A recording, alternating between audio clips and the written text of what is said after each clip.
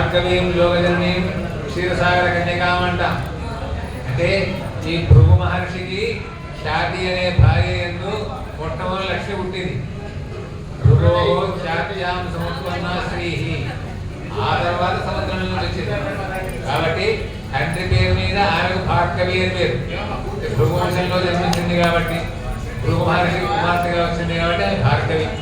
కాబట్టి భృగువారే అంటే ఈ శుక్రవారం నాడు శతం ధీమాన్ పఠేత్ అని, ఒకవేళ కనుక ఈ లక్ష్మీ అష్టోత్తరాన్ని ఒక 100 సార్లు ప్రతి బేస్తవారం నాడు శుక్రవారం నాడు చదువుతూ ఒక సంవత్సరం జరిగితే అష్టైశ్వర్యం.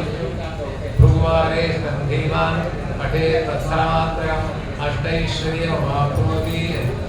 అంటే ప్రతి శుక్రవారం నాడు ఈ లక్ష్మీ అష్టోత్తరాన్ని ఒక 100 సార్లు పారాయణం చేస్తూ అట్లా ఒక సంవత్సరం కనుక చేసినట్లయితే మన ఐశ్వర్యం స్థాయిగా ఉంటుంది. అట్లా మనకు అవకాశం ఉన్నా లేకపోయినా కానీ విశేషమైనటువంటి ఉన్నాడు. ఒకసారి స్వామివారు అనుకున్నారు ఏంటి అంటే ఒక సంవత్సరం పాటు ప్రతి శుక్రవారం నాడు ఈ 100 సార్లు లక్ష్మీ అష్టోత్తరాన్ని పారాయణం చేద్దామని ఒకసారి సంకల్పం చేశారు. బ్రహ్మాండ సంకల్పం ఎప్పుడు పూర్తి అయినా అప్పుడు చేస్తాడు. ఆ విధంగా వారు ఇప్పుడు మొత్తం 108 దేశాలు చూడాలి అనుకున్నారు, చూశారు. ఆ తర్వాత తిరుమలకు నడిచిపోవాలనుకున్నారు, పోయారు. యాదగిరిగుట్ట పోవాలనుకున్నారు, పోయారు. పుష్కరాలు పోవాలనుకున్నారు, పోయారు. అన్నీ కూడా తిరుమల ఎప్పుడూ పూర్తి చేస్తాడు.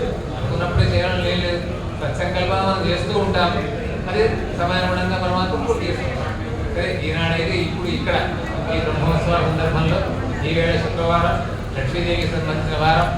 తెలిసిన శుక్రవారం లక్ష్మీదేవికి ఎందుకు సంబంధించింది అంటే ఈ శుక్రవారానికి సంవత్సరంలో భృగువాసరం అని పేరు. భృగు అంటే భృగు అనే ఒక మహర్షి. ఆ భృగు అనే మహర్షి భార్య ఖ్యాతి. ఆమె పుట్టింది లక్ష్మీదేవి మొదట. ఆ తర్వాత సముద్రంలో పోయిన తర్వాత మళ్ళీ క్షీర సముద్రాలనే అయింది. అంచేత ఆమె భార్గవి అని కూడా పేరు. భార్గవి అంటే భృగు వంశంలో జన్మించినటువంటిది. ఆ తర్వాత భృగు మహర్షికి జన్మించింది. అటువంటి దివ్యమైనటువంటి ఆమె సంబంధించినటువంటి ఈ రోజు నాడు ఇక్కడ ఈ ఉత్సవంలో కూడా తెల్లారినే ఆమె కళ్యాణం. ఇవాళ పెళ్లికలు ఎక్కడికి కావచ్చు, లక్ష్మీదేవి పెళ్లి చేస్తాం కదా వెంకటేశ్వర స్వామికి. మరి 9 రోజు పెళ్లికలనేమా మీరంతా పెళ్లికలను చేస్తున్నట్టు లెక్క. ఆ రకంగా అద్భుతమైనటువంటి అవకాశం మనకు. రేపు పెళ్లి ఏదైనా ఇవాళ శుక్రవారం రావడం, మీరందరూ ఆ శుక్రవారం పూజల్లో పాల్గొనడానికి భగవత్ సంకల్పం మన ముందే కుదురుతాయా అటువంటి పూజా